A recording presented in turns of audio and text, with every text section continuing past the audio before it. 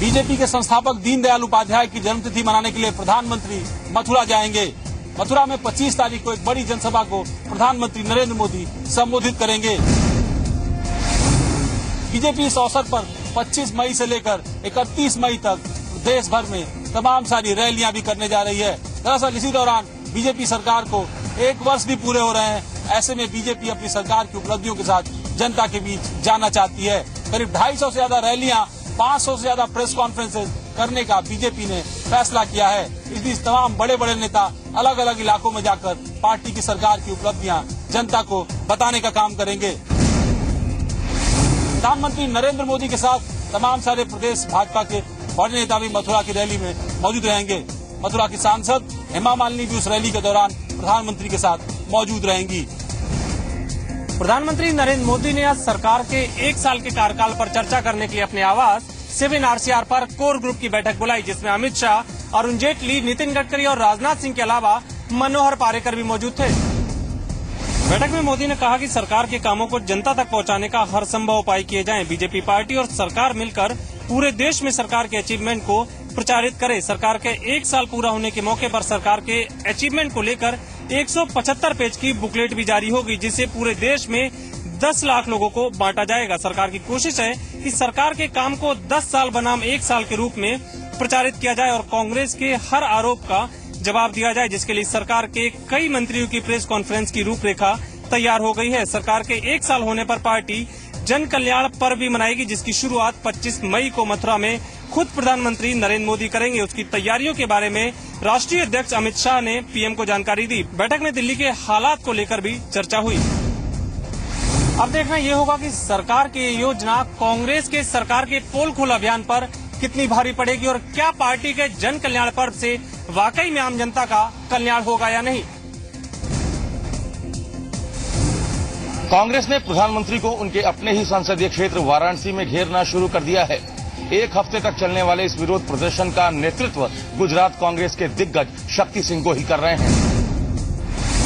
कांग्रेस के राष्ट्रीय प्रवक्ता शक्ति सिंह गोहिल ने मोदी सरकार पर आरोप लगाया है कि सामाजिक क्षेत्र और पंचायती राज से संबंधित खर्च में कटौती हुई है, जो कि साबित करता है कि ये सरकार सूट-बूट की सरकार है। प्रत्येक मुद्दे पर मोदी सरकार को विफल बताते हुए कांग्रेस ने आरोप लगाया कि बनारस को लेकर जो वायदे किए गए थे वो झूठे साबित हुए। मैं उनके खिलाफ 5 साल तक लीडर ऑपोजिशन रहा हूं। मैंने 5 साल में कई चुनौतियां दी। क्या ये हम संवाद करें? क्या डेवलपमेंट है? आप किसकी बात करते हो? गुजरात पहले से डेवलप था।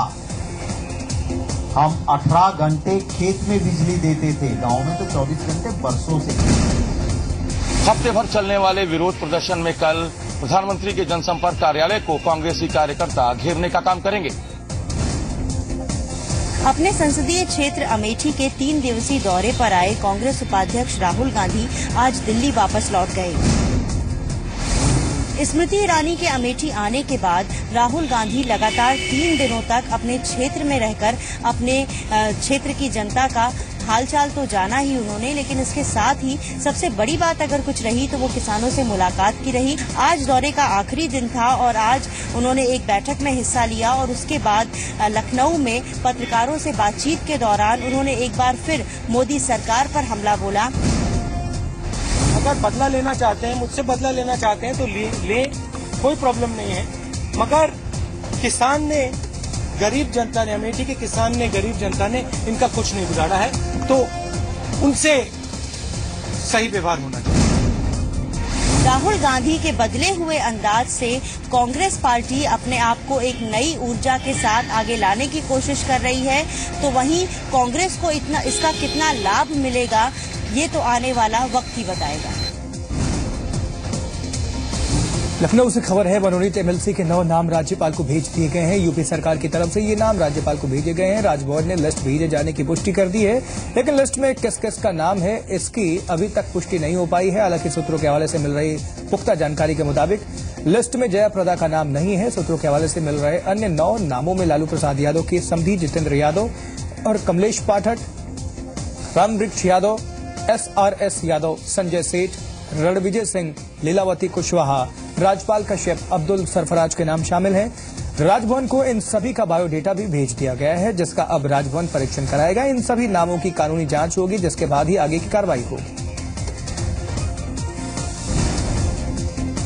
भ्रष्टाचार में इन दिनों अधिकारी और कर्मचारी बालिकाओं के हक में डाका डालने से भी नहीं चूक रहे हैं। जिले में हमारी बेटी उसका कल योजना में भ्रष्टाचार का मामला सामने आया है।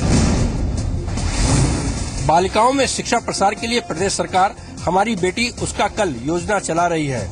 योजना के तहत इंटर पास कर लेने पर छात्राओं को 20,000 रूपए का सरकारी अनुदान मिलता है।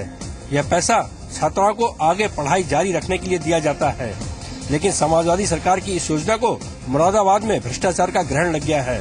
जिले में तहसील के अधिकारी और कर्मचारी योजना के धन में घोटाला करके छात्राओं तक अनुदान नहीं पहुंचने दे रहे हैं। उसमें जांच की जा रही है और विभागीय रिपोर्ट लेकर के वो संबंधित जो पक्ष हैं, जो शिकायतकर्ता हैं, उनके और जो विभागीय अधिकारी हैं, उन सबके बयान लेने के बाद जो तथ्य आएंगे उसके हिसाब से कार्रवाई की जाएगी। इस घोटाले से जहां जिले की हजारों छात्राओं के भविष्य पर प्रश्न चिन्ह लग गया है, वहीं आला अधिकारी भी सकते में हैं। उत्तर प्रदेश के वित्त विभाग में फंसी 11,87,000 छात्रों की फाइल पर जी संगम की खबर का असर हुआ है। दरअसल 11,87,000 छात्रों की छात्रवृत्ति लंबे समय से फंसी हुई थी। 31 मार्च 2015 तक इसका भुगतान किया जाना था, लेकिन अब तक भुगतान नहीं हो पाया है।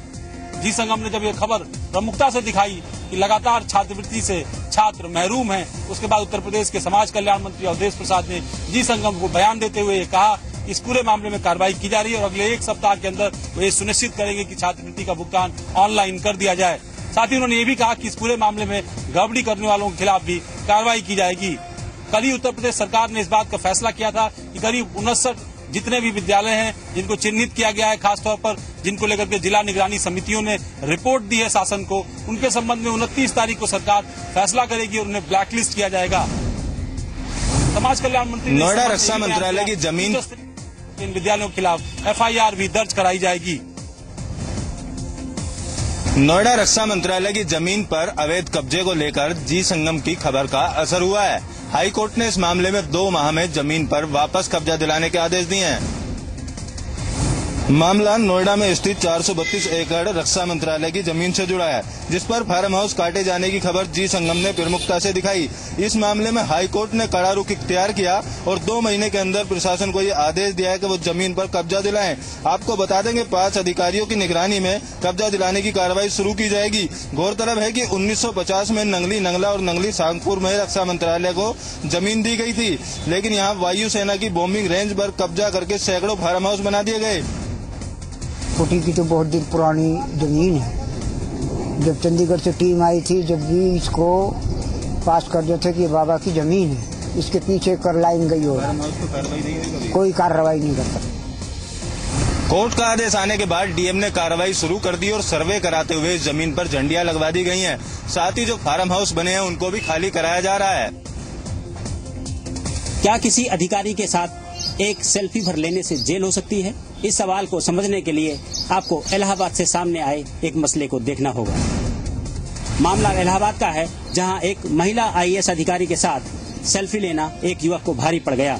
दरअसल सुनील चौधरी नाम के इस युवक ने रेड लाइट एरिया में वेश्यावृत्ति को रोकने के लिए एक आंदोलन चला रखा था। सुनील की माने तो वो इसी मसले पर ज्ञापन देने के लिए IAS ट्रेनी हर्षिता माथुर के दफ्तर पहुंचा था। ज्ञापन देने के बाद सुनील ने रसीद मांगी, लेकिन जब उसे रसीद नहीं मिली तो उसने ज्ञापन देते हुए अपनी एक सेल्फी ट्रेनी IAS के साथ खींच ली। तो कोई व्यक्ति बिना किसी प्रयोजन के अनावश्यक फोटोग्राफी कर रहा था, जिस पर उनके द्वारा आपत्ति की गई। आपत्ति करने पर वो आदमी वहां पर न्यूसेंस क्रिएट करने लगा और अनपेक्षित व्यवहार करने लगा, जिस पर उन्होंने स्थानीय पुलिस को सूचित किया, जिससे उनको शांति भंग में चालान किया। सेल्फी बनाने के आरोपी सुनील चौधरी को धारा 151 के तहत जेल भेज दिया गया था, लेकिन आज अदालत ने उसे जमानत पर रिहा कर दिया। कानपुर विश्वविद्यालय के कुछ रिटायर्ड प्रोफेसरों ने विद्यादान की एक अनुकरणीय मिसाल पेश की है। उन्होंने एक प्राथमिक स्कूल को गोद लिया है और अपनी पेंशन खर्च करके वहां पब्लिक स्कूल स्टैंडर्ड की शिक्षा देने में जुटी हुई है। इन हौसला बुलंद टीचर्स का काम देखकर सरकारी तंत्र में बैठे बड़े हाकिम भी दांतों तले उंगलियां दबा रहे हैं। ये सभी अपनी पेंशन से स्कूल के 200 बच्चों को पढ़ाती हैं। उनकी कॉपी किताबों, स्कूल ड्रेस, कंप्यूटर शिक्षा, खान पान, खेलकूद, वार्षिक उत्सवों और शिक्षा दीक्षा की व्यवस्था करती हैं, और वह भी बिल्कुल एक पब्लिक स्कूल की तरह। स्कूल की हर क्लास में मौजूद टीचर और बच्चों की गूंजती आवाज इस बात का सबूत है कि यहाँ पढ़ना और पढ़ाना बड़े ही जतन से होता है। हर साल इन टीचर्स की कोशिश होती है कि किसी तरह बच्चों को स्कूल लाया जाए और फिर उसके अंदर पढ़ाई के प्रति रुचि जागृत की जाए। इस विद्यालय को गोद लेकर हम लोगों ने ये कोशिश करी अब कि ये बच्चे ये भी ऐसे ही बन सकते हैं, ये भी इसी प्रकार से मुख्य धारा में आ सकते हैं। सरकार के सर्व शिक्षा अभियान को किस तरह सफल बनाया जाए, शिक्षा विभाग के अधिकारियों को यहाँ आकर इन बूढ़ी दादी माँ से सीखना चाहिए। बलिया जिला अस्पताल में आग से झुलसे एक युवक के साथ शादी कर एक लड़की ने मिसाल पेश की है। दोनों की शादी 6 महीने पहले तय हुई थी। मामला बाजडे थाना क्षेत्र के खरौनी गांव का है। यहाँ के रहने वाले उमेश की शादी 6 महीने पहले तय हुई थी। मंगलवार को शादी का दिन भी निश्चित था, लेकिन उमेश के घर में गैस की पाइप लीक होने की वजह से आग लग गई और उमेश बुरी तरह उसमें झुलस गया। लेकिन बिहार के छपरा जिले की रहने वाली लड़की ने इस हाल में भी उमेश के साथ उसका साथ नहीं छोड़ा और झुलसे हुए उमेश से बर्न वार्ड में जाकर शादी की। हमारी लड़की भी यही कही कि पिताजी अगर मैं जल गई होती तो फिर आप क्या करते। अगर वो कहते कि नहीं शादी करेंगे तब तो हमको तो ये तुम्हारा कहना है। इसलिए हमारा ये ध्येय है कि अगर वो बेचारा कष्ट में है तो हम भी उसका साथ दें। इस अनोखी शादी की चर्चा पूरे इलाके में हो रही है और सभी लोग दुल्हन गुड़िया की इस हौसले और सोच को सलाम कर रहे हैं। शादी को जन्म जन्मों का बंधन कहा जाता है, मगर शादी में एक शादी महज 2.5 घंटे में ही टूट गई। यहाँ एक युवती ने यूपी पुलिस के सिपाही पर शादी के महज 2.5 घंटे बाद छोड़कर फरार होने का आरोप लगाया है। युवती के मुताबिक सिटी कोतवाली में तैनात सिपाही जावेद खान के साथ उसकी दोस्ती थी, लेकिन जावेद ने कई बार नशीली दवा खिलाकर उसके साथ शारीरिक संबंध बनाए और वीडियो क्लिप बनाकर ब्लैकमेल किया। युवती के मुताबिक दबाव डालने पर आरोपी ने उससे शादी तो की, लेकिन महज 2.5 घंटे में फरार हो गया, जिसके बाद अब पीड़िता शिकायत दर्ज कराने के लिए थाने का चक्कर काट रही है। हालांकि पुलिस के अधिकारियों ने मामले की जांच कराने की बात कही है। तो पता नहीं वो ले जाएगा या नहीं, मगर मुझे तो इंसाफ चाहिए। उसके खिलाफ कोई तो एक्शन लो। जब तो उसे 376 से बचा दिया, अब उसके खिलाफ ये भी नहीं है। अब अगर मैंने इनके पास में कहा तो ये इसने लता मैडम ये है, तो ये कह रही तो उसके गले की पड़ रही है। अगर वो कोई आदमी रेप भी करेगा और फिर शादी भी कर लेगा, मतलब इतना भी अधिकार नहीं है कि उससे बीवी होने का अधिकार मांगे। तो अब आप अपना बीवी होने का अधिकार चाहते हो? नहीं, मुझे तो इंसाफ चाहिए, उसके खिलाफ एक्शन चाहिए। दिशा में एक जांच चल रही है। उसने महिला ने आरोप लगाया है कि उसने शादी का झांसा दिया था मेरे को। इसमें उसके प्रार्थना पत्र पे जांच प्रचलित है, जैसा भी आउटकम होगा जांच का इसको शीघ्र अवगत कराया जाएगा। मेरठ के हाशिमपुरा नरसंहार मामले में दिल्ली के 30 हजारी कोर्ट के फैसले को यूपी सरकार जल्द ही दिल्ली हाई कोर्ट में चुनौती दे सकती है। यूपी सरकार की ओर से हाई कोर्ट में अपील दाखिल करने का आदेश 8 मई 2015 को जारी कर दिया गया है। मुस्लिम राजनीति की दृष्टि से समाजवादी पार्टी की सरकार का यह फैसला काफी महत्वपूर्ण माना जा रहा है। 28 साल पहले हुए हाशिमपुरा नरसंहार में आरोपी 18 पीएससी के जवानों को दिल्ली की निचली अदालत ने बरी कर दिया था। आपको बता दें कि एमएलसी आशु मलिक की अगुवाई में हाशिमपुरा कांड के पीड़ितों ने मुलायम सिंह यादव से मुलाकात की थी। साथ ही मुलायम सिंह यादव ने पीड़ितों को इंसाफ दिलाने का आश्वासन दिया था। मिलावट का बाजार इस तरीके से गरमाया हुआ है कि आप नामचीन कंपनियों को प्रोडक्ट पर भी भरोसा नहीं कर सकते। ताजा मामला मुरादाबाद से सामने आया है। मुरादाबाद में नामचीन रिटेल स्टोर विशाल मेगा मार्ट में एक्सपायर्ड खाद्य पदार्थ रखने का आरोप लगा है। यहां मसूर के दाल के नमूने लिए गए थे जो जांच में फेल हो गए हैं। इस मामले में एसडीएम सिटी कोर्ट में केस दर्ज कराया गया है। दरअसल मसूर की दाल खाने से शहर में कई लोग लगातार बीमार हो रहे थे, जिसके बाद खाद्य विभाग ने इस स्टोर से दाल के नमूने लिए। दाल के पैकेट पर कई गलत जानकारियां भी लिखी हुई मिली थी। खाद्य विभाग ने लखनऊ लैब में इन नमूनों को जांच कराई, जिसमें नमूने फेल पाए गए। हमने सिटी मजिस्ट्रेट को इसमें जांच अधिकारी नियुक्त कर दिया है और सिटी मजिस्ट्रेट साहब आईजी साहब से खुद मिल के भी आएंगे और बाकी इनका सबका बयान भी लेंगे। अगर तथ्य में जरा भी सच्चाई है तो इसमें नियमानुसार हम लोग एफआईआर भी दर्ज करेंगे। मामले को एसडीएम कोर्ट में दर्ज करने के बाद अब खाद्य विभाग अगली कार्रवाई करने में जुटा है।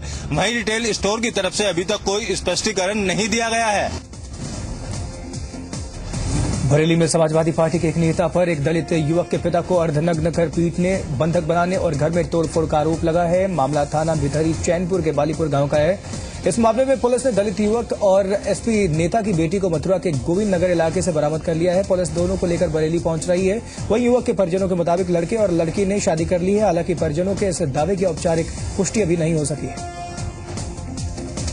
कौन कौन था? वो बेटे थे। अनिल क्यों मार रहे थे? वो इसलिए मार रहे थे सर, वो कि लड़के हमारी कहाँ है, तो सर मुझे मालूम नहीं था। जो मैं बताता कहाँ है। तो ले जाके क्या किया? कुछ नहीं किया, मारा था। बंद कर दिया था घर में? हाँ बंद कर दिया, फिर निकाल के गाड़ी में बैठाला। बलीपुर गांव है, थाना भितरी चैनपुर में। वहाँ पे एक लड़की है, करीब 15-16 वर्षीय बालिका है ये।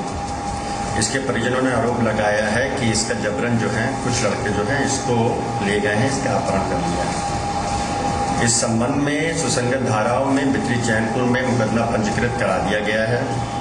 6 लोग इसमें नामजद किए गए हैं। नामजद जितने भी हैं वो अपने घर पर नहीं हैं, भागे हुए हैं, दबिश दी गई है। लड़की अभी तक नहीं मिली है। इस संबंध में एक टीम बना दी गई है और टीम अपना काम कर रही है। दिल्ली में हुए बागपत के मनोज वशिष्ठ एनकाउंटर मामले में एक के बाद एक कई खुलासे हो रहे हैं। मनोज के भाई अनिल वशिष्ठ और ड्राइवर अनु यादव के मुताबिक मनोज वशिष्ठ को पंजाब के रहने वाले 2 लोग कर्नल सुरजीत सिंह और सरदार तेजेंद्र सिंह लगातार धमकी दे रहे थे। अनिल वशिष्ठ के मुताबिक दोनों लोगों ने कई बार दिल्ली पुलिस के एक एसीपी सागर कलसी के हाथों मनोज का एनकाउंटर कराने की धमकी दी थी। आपको बता दें कि मनोज वशिष्ठ का बीती 16 मई को दिल्ली के न्यू राजेंद्र नगर में सागर रत्ना रेस्टोरेंट में एनकाउंटर कर दिया गया था। दिल्ली पुलिस का दावा है कि फर्जीवाड़े के कई मामलों में मनोज की तलाश थी और मनोज ने पहले गोली चलाई थी। वही परिवार वाले इस एनकाउंटर को फर्जी बता रहे हैं।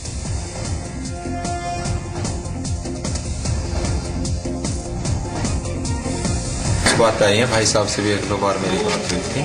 तो पंजाब के 2 लोग हैं, तेजेंद्र खन्ना और कर्नल सुरजीत खन्ना तेजेंद्र ही है, सरदार कर्नल दोनों। हाँ, तेजेंद्र, सरदार तेजेंद्र सिंह और सुरजीत सिंह। तो मैंने जब भी 1-आध बार भाई साहब से बात की थी तो मेरा सामने उनके नाम आए कि ये लोग काफी टॉर्चर कर रहे हैं और दिल्ली में कोई आईपीएस अधिकारी हैं, वो उनकी इसमें मदद कर रहे हैं। और उस आईपीएस अधिकारी के नाम से 1-2 बार ये भी मेरे सुनने में आया है कि उन्होंने किसी थाने में उनके खिलाफ झूठी कंप्लेंट दायर कराई है और वो किसी भी तरीके से दिल्ली में उनको बहुत ज्यादा टॉर्चर कर रहे थे। हाँ, कई बार जो कर्नल सुरजीत करके कोई हैं, वो एक कलसी करके आईपीएस हैं, उनके नाम से धमकी दिया करते थे। उन्होंने कई बार थानों में फोन भी करवाए कलसी साहब के जो आईपीएस हैं उनके, और उनके खिलाफ कई बार मतलब बदतमीजी दे के बात करता था कि हम ये करवा देंगे, हम ये करवा देंगे। सुरजीत कर्नल। चारधाम यात्रा को लेकर देशी और विदेशी श्रद्धालुओं का विश्वास अब और बढ़ने लगा है। अभी तक 1 लाख से ज्यादा यात्री चारधाम यात्रा के लिए अपना रजिस्ट्रेशन करवा चुके हैं, जिसमें 1900 विदेशी सैलानी भी शामिल हैं। वर्ष 2013 की हिमालयी आपदा के बाद चारधाम यात्रा मार्गों पर एक बार फिर से रौनक लौटती हुई नजर आ रही है। यात्रियों के बढ़ते हुए विश्वास ने पहाड़ की लाइफलाइन को फिर से पटरी पर लाना शुरू कर दिया है। चारधाम का प्रवेश द्वार कहे जाने वाले ऋषिकेश में भी यात्रा की चहल पहल बढ़ने लगी है। ऋषिकेश सहित तमाम यात्रा मार्गों पर कारोबार करने वाले व्यापारी भी अब खुश नजर आने लगे हैं। वहीं चारधाम के लिए आ रहे यात्री दलों की बढ़ती हुई संख्या से बसों का संचालन करने वाली रोटेशन बस यूनियन भी संतुष्ट दिखाई दे रही है। चारधाम यात्रा पर श्रद्धालुओं की बढ़ती हुई संख्या जहां अब स्थानीय लोगों को सुकून दे रही है, वहीं आने वाली गर्मियों की छुट्टी में यात्रा और बढ़ने की संभावना जताई जा रही है।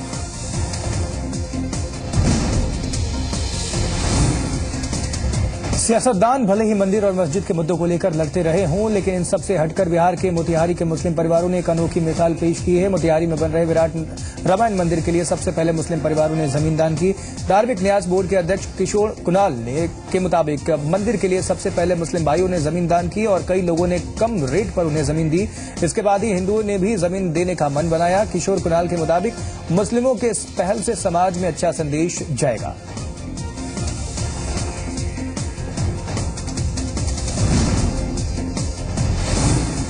वाराणसी के काशी हिंदू विश्वविद्यालय के न्यूरो डिपार्टमेंट में अब संगीत के माध्यम से न्यूरो यानी कि दिमाग से जुड़े रोगों को दूर किया जाएगा। म्यूजिक थेरेपी के जरिए मिर्गी जैसे रोगों को दूर करने की संभावनाएं तलाशने का काम शुरू हो चुका है। बीएचयू का न्यूरो विभाग पिछले 1 साल से संगीत के माध्यम से न्यूरो से जुड़े रोगों को दूर करने पर शोध कर रहा है। साल 2014 से शुरू हुए इस शोध के लिए बाकायदा कार्यशाला का भी आयोजन किया जा रहा है। इस शोध के जरिए ब्रेन को संगीत से जोड़कर ब्रेन के एबनॉर्मल फ्रिक्वेंसी को कम करने की कोशिश की जा रही है। न्यूरो विशेषज्ञ और संगीतकार दोनों का मानना है कि संगीत का वो रोग जो राग जो मस्तिष्क के समान चले और उसे सुनने से मस्तिष्क को शांति मिल सकती है। ये शोध मिर्गी के रोगियों के लिए वरदान साबित हो सकता है।